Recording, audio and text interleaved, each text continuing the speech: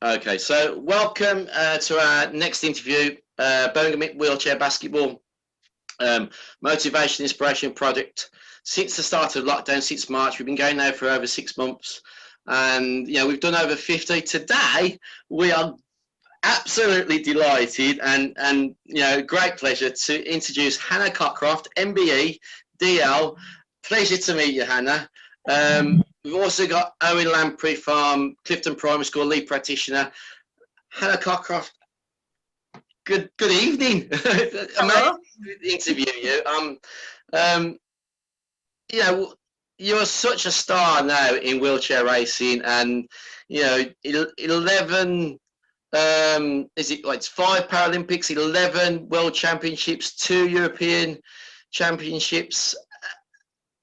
Amazing. I mean, I've seen some of your YouTube videos, and not only that, on top of that, debutante British athletics champion, because you beat Sally Kincaid.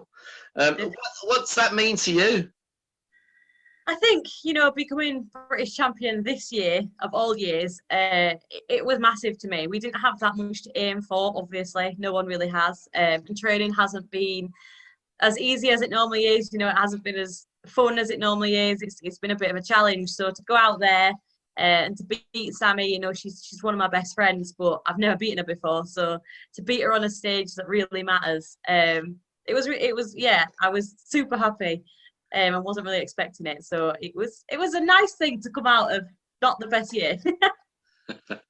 I mean, it has been a completely topsy-turvy year with regards to the pandemic that's going on at the moment. The restrictions, the clarity that's like sometimes that people confused about what's going on all the time. I mean, it's just taking the one day at a time and seeing where we go, and hopefully supporting people who are struggling in lockdown. I mean, what's it been like for you these last 6 months? Strange. Obviously, back in March, my whole year just got cancelled, and that was tough. I found that quite hard.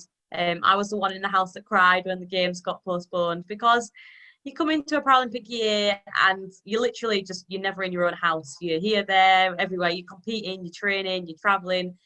It's the most exciting, most adventurous year, and it's amazing. And I don't know, we work hard every single year, but for a Paralympic year, you just find something else. You just dig that little bit deeper and work that little bit harder.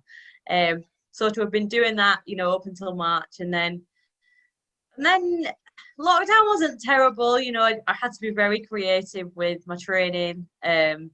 So we used the roads for a lot of our sessions because the tracks weren't open and the roads were nice and quiet.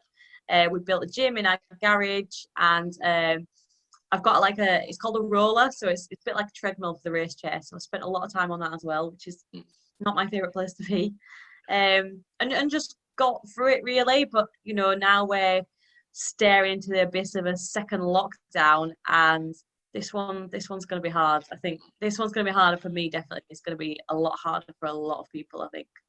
I mean, you're obviously training at the moment, and I saw your Twitter yesterday regarding with Nathan and the rest of your gang training. I mean, that must be really hard work in these conditions.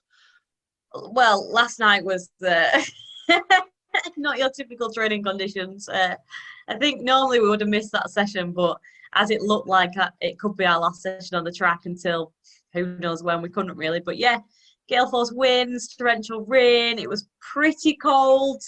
We had one guy turn up to the session. He did one rep and got in his car and drove off. He didn't want to finish it, but you know what? That's what makes champions. We could have rain in Tokyo. In fact, we're very likely to have rain in Tokyo. So you have to learn how to push in that, and then the nice sessions feel even nicer. But I don't feel like there's going to be many nice sessions this year.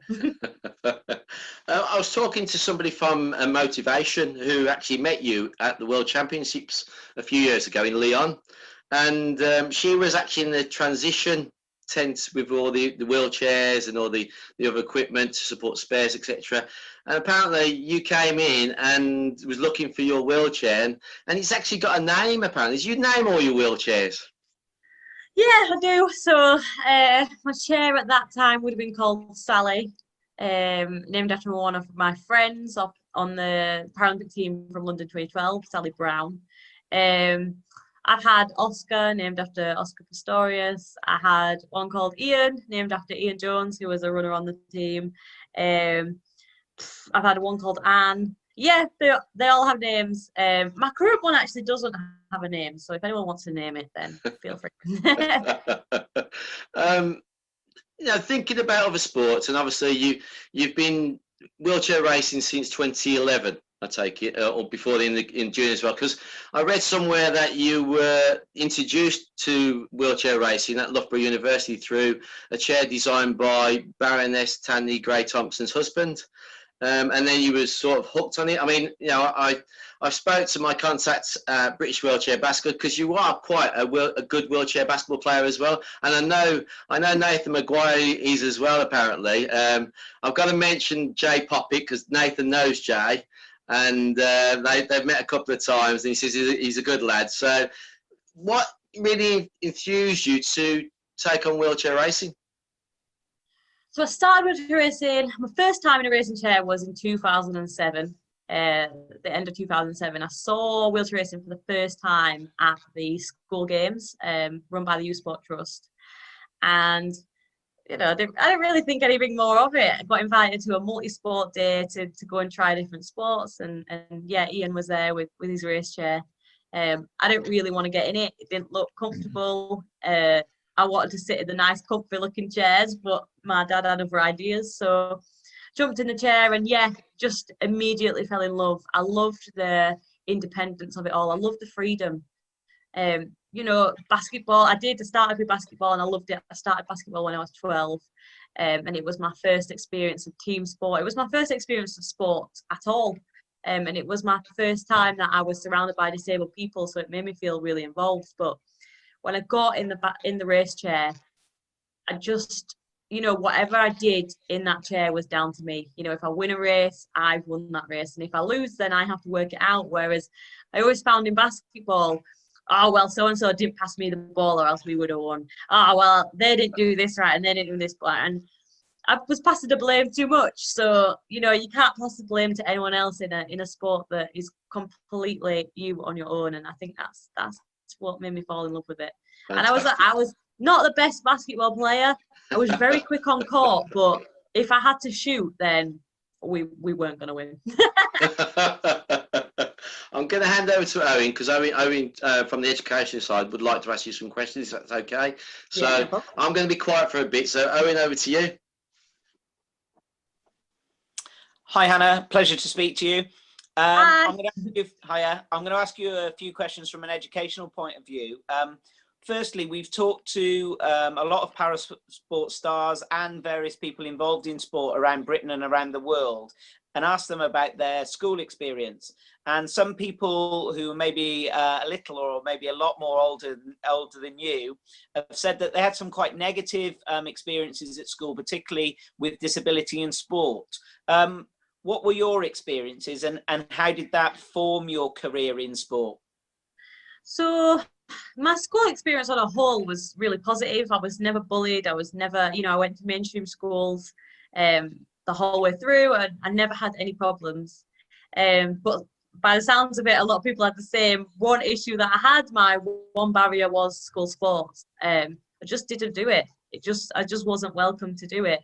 It was, PE lessons for me were either sitting in the library reading a book, sitting on a bench on the side doing my homework, or keeping score, or in a separate room doing my physiotherapy. It was never getting involved. It was never joining in.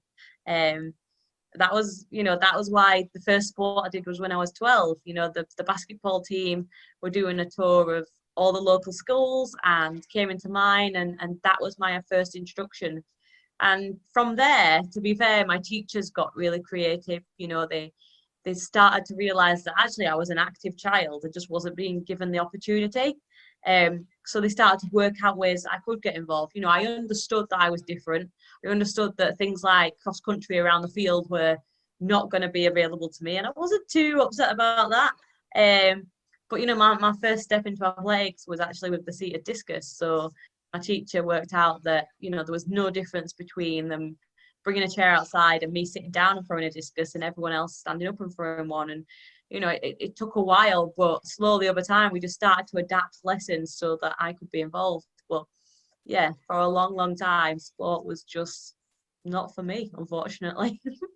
Well, hopefully still at the moment now times have changed. So we're hopefully providing the next generation of parasport stars with some great opportunities in a variety of schools. So again, hopefully it's got better than those times. Is there anybody that individual that motivated you during your school career or outside school to really say, right, come on, Hannah, you can do this, or why don't you have a go at that?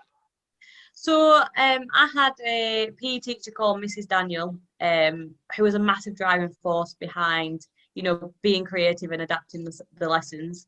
She was always the one kind of fighting my corner. So kind of year 7, year 8, she was the one that was saying, you know, we need to work out how Hannah can get involved, whilst she was being told to take me to the library. And then, you know, she organised for the basketball team to come in. And then after that, it was my first basketball coach, a guy called Malcolm Keelty. It turned out that actually the basketball coach literally lived 100 metres down the road from me. I've just never passed him, I'd never met him. But once he'd come into my school, you know, I walked down to his house with my dad, and the next day I was training with the team. And, you know, from there, he just opened so many doors for me. You know, through the team, I tried a bit of wheelchair rugby, a bit of wheelchair tennis. He encouraged my wheelchair racing, so, you know, helped me raise funds for my own race chair. He literally he was just a driving force behind everything that you see today, really. He taught me how to be an athlete, and he really looked after me and nurtured the talent that I had. So using those motivators in your life, are there any words that you can give to educators and school staff that Andy and I are working with to really make sure that they can embrace all this talent that we've got in? Any advice? I think just treat every child as a unique case. You know, we might have a name attached to our disability, but every single disabled person is different. And most disabled people know what they can and can't do. So, you know, try not to tell them what they can and can't do and let them tell you. Just give them the opportunities, try and open up the chances that they get, and try and just treat them like everyone else. It sounds really silly, but that's all we want at the end of the day. As a disabled child, all I wanted to be was just like my friends. So, you know, if everyone else is playing netball, then just try and be creative, try and get them involved. And just talk to them, you know, talk to your students, because they have a voice and they want to use it. They just need the practice and the opportunity. Fantastic. As a health and wellbeing lead, that ticks off so many boxes: pupil voice, emotional wellbeing, as well as all the physical side. So that's great. We are normally joined by one of our school games organisers, Hannah Reid, and she's sent a question to us. She'll be delighted that you mentioned school games as one of the inspirations to start with. And we're also a school games hub as well. So that's absolutely fantastic from that point of view. And she's mentioned a question that she'd like to ask. Has there ever been a point in your early or later career where you've thought, where you've sort of hit rock bottom in a sense and thought, I really can't do this, I can't go on anymore, I can't do it, but then actually turned it around, and what motivated you to do that? So I think I've reached that point twice in my career. Thankfully not at the beginning. The first kind of 5 or 6 years were brilliant. Just loved what I did and was just having fun. The first one was in 2015. So we were just heading out to the World Championships. It was just prior to heading out to the World Champs. And I lost my first ever race in 7 years. And that hurt me, really hurt me. And I didn't really feel like I had that much support behind me. You know, my coach wasn't that nice to me when it happened. And I just got in my head just like, oh, that's it, that's me done. Like, the newspapers tore me apart, and it was just a horrible, horrible experience. But really what kind of pulled me out of it, you know, I lost this race. I went away and thought, maybe that's me, maybe I need to quit now. I just thought, if I quit at everything people told me I couldn't do, then I would never do anything. So just worked really, really hard, made some massive changes. I was at university at the time and really struggling to balance my studies and my training and the travel and everything else involved. So I took a year out of uni, moved home to my parents because I was living in Coventry, so a long way from home. And yeah, just trained really, really hard, and thankfully, kind of a month later, became triple world champion. So it happened at the right time. I didn't lose on the world stage, thankfully. And then the second one was in 2018. I just had a really tough year. I really struggled to motivate myself. I didn't really want to be in the sport at that point, and not really because I didn't enjoy the sport, more because I'd had years of a career where I had major championships after major championships, and I just had nothing on offer that year, and I had nothing to externally motivate me. That's probably how I'm motivated by reward. But yeah, just took some time to myself. I presented for Countryfile that year, so travelled around and just did some of the most amazing things. And then, kind of 6 weeks out from the European Championships, it was announced that I would have an event, and I wasn't ready. I shouldn't have gone.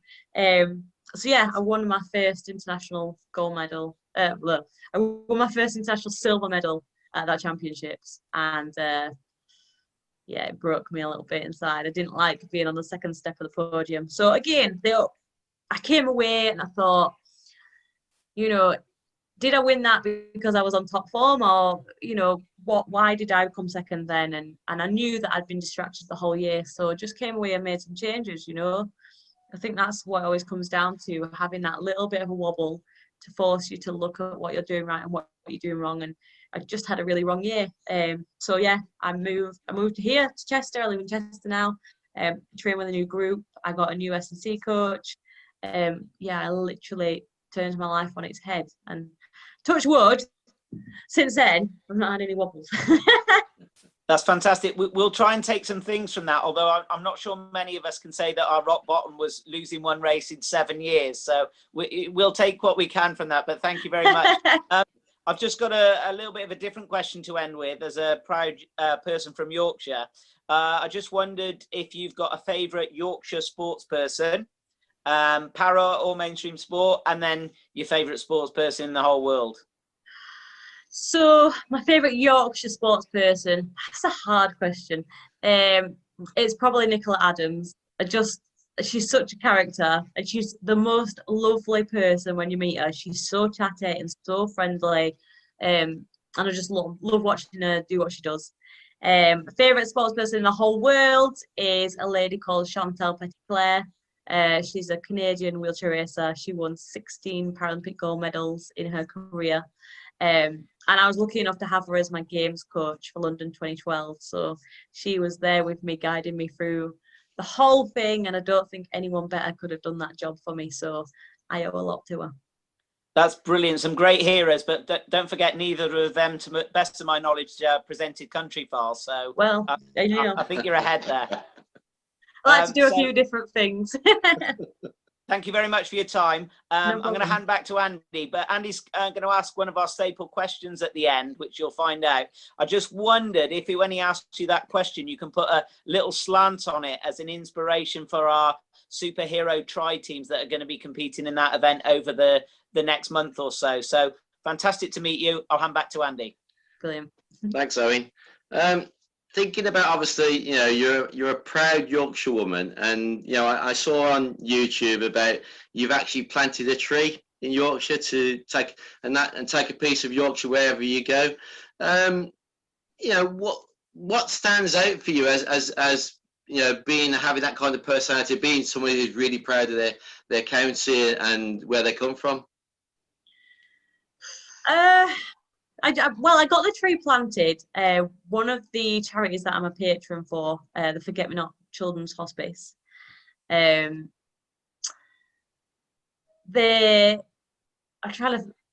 not even them. What am I on about? They didn't plant the tree. So Welcome to Yorkshire planted the trees, and then they also donated, I think, like 100 trees to charities across the county. To thank them for the work that they've done in this difficult year. And they donated one to me because, well, who knows? But it's nice. It's nice to know that there's something bearing my name always in Yorkshire, because I'm not there as much as I'd like to be. But I think, number one, I think everyone from Yorkshire is proud to be from Yorkshire. That is a very important point to make. Yeah, I don't know. It's this Yorkshire pride that we have, and I don't know where it comes from. We just grow it and it's there. But we're such a powerful sporting county.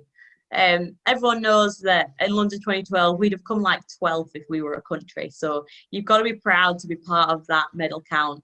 And we had, I've had 2 homecoming ceremonies to Halifax, my hometown, where I'm also deputy lieutenant, and also got freedom of the town. So I've got a lot of links there. But yeah, I had 2 homecoming ceremonies after each Paralympic Games there. And then we also had a homecoming in Leeds for the whole Yorkshire team. And honestly, I don't think athletes will ever get support like it. There were just thousands and thousands of people lining the street. We had like gold minis driving us around, and it was amazing. And no one else did that. So that's what makes me proud, that we celebrate what we have, and we just shout about it as much as we can. That's important. You've got to be proud of what you have. Thank you.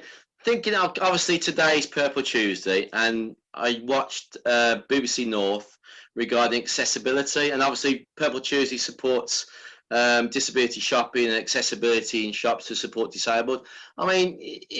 Has things moved forward since last couple of years, or are we still in that kind of position where there are barriers to inclusion and diversity? There are barriers to going out and trying to have a daily life that sort of supports everybody in that inclusion group. Yeah. You talk about obviously a woman in a wheelchair in athletics, and would be like to seen as the athlete, not the person in a chair. How can we support inclusion and diversity? I wish I knew the answer. I think we have come a long way, and I think London 2012 encouraged a lot of that. Obviously, going into London, Channel 4 did the Meet the Superhumans campaign, and at the end of the Olympics, we saw "Thanks for the warm-up" written on every billboard across the country. I don't really think anyone's ever been brave enough to put that out there, but I think London just made people see disabled people in a different way. And I don't mean as superheroes. We're not superheroes. We, as Paralympians, have the same difficulties as every other disabled person. We just maybe hide them a little better. But I think it made people accept disability a bit more, understand disability a little bit more, just understand that everyone's different and there's no clean-cut definition of disabled. But it also made them just see us as people. We laugh at ourselves, you can laugh at us too, not in a mean way. You can't just point at the way I walk and laugh, but if we're having a laugh because we trip over, then it's okay to laugh along, we won't be offended. And I think London 2012 taught people that. So I think that was good, but COVID has definitely made us take some big steps back. We're seeing disabled parking spaces being blocked off for queuing spaces. We're seeing, drop curves being blocked off because they want to put a barrier there so that 2 shop queues don't get merged. We're just seeing terrible things happening that means we can't get where we want to go. So that's why days like today are really important. So yeah, Purple Tuesday is about encouraging every retail space to be as accessible as it can be, and no one is going to get it 100% right. I want wheelchair access, but other people need, they need braille on every sign so they know where they're going, they know where they are. They need, no stairs so that they can get up and down them if they're an amputee or they use a walking stick. It's endless, the list of things that we need, and we can't have them all. But it's just encouraging every retail space to not hide behind, this building's listed, or we don't have any disabled customers, so we don't need a ramp. No, it's legislation, and we need you to do it now. So that's why days like today are important, and I think all we could do is keep shouting about it. That's the only way we all need to just share our experiences. We need to share our barriers and our problems, And the more we shine a light on it, the more people will understand why it's a barrier. Because, you know, people are walking around and they don't notice when they go down a step, or they don't notice when the lift's out of order. But we get there and suddenly it ruins your whole day. So unless you've got that able-bodied person with you experiencing these things, then they don't really notice it. And that's fine. But if we don't then shout about it, it doesn't change. So that's all we can do for now, I think, and just hope that people listen and people learn. And from there, we'll see what we can do. Thinking about your career, and obviously you're still in your mid-20s, and you talked about Chantal Petitclerc, and you know, are you going to beat those 16 Paralympic medals? No. I mean, we talk about Baroness Tanya Gray Thompson. She carried on into her 40s, and you're a young person, still, at the top of your game, and you're a great ambassador for the sport. And the one question is who's the best out of you and Nathan? No, that's the question. Well, if you ask Nathan, it's probably Nathan. Achievement-wise, it's me. Nathan is faster, but he's male, so I don't know. We have some good competitions. Fantastic.